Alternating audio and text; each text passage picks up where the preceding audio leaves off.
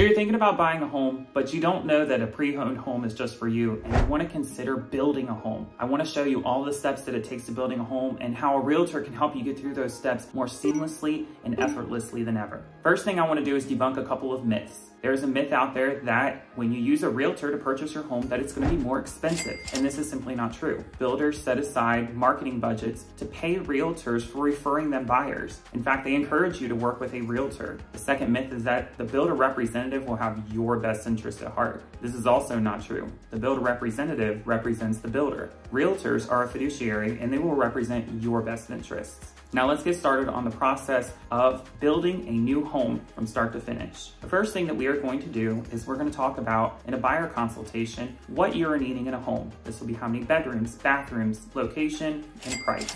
The next step is I'm going to prepare a list of potential builders that would fit your criteria so that we can schedule a time to meet with them in person. We will go out to their model or their office to meet with the builder representative to discuss your options when buying a new construction home. There are two paths that you can take when you're purchasing a new construction home. You can either design your own new construction and have it built from start to finish with the builder with all of your specific customizations and wants and desires inside the home. There are also the options to buy what we call spec or market homes. These are homes that a builder has already completed and would be ready for you to purchase in a much faster timeline than if you were to build it from start to finish. Once we have established which route you're going to take, then we will proceed with the necessary steps. If you're choosing to build your home from start to finish and customize it, the builder will allow you to pick out your lot, floor plan, and finishes, and it will begin the construction process. This can take anywhere from 6 months to a year. So make sure that you plan ahead so that you can wait for the builder to finish building your home. If you decided to go with a spec home, then this becomes a normal buyer transaction. If you want to watch that video on how a buyer transaction works, please go through my channel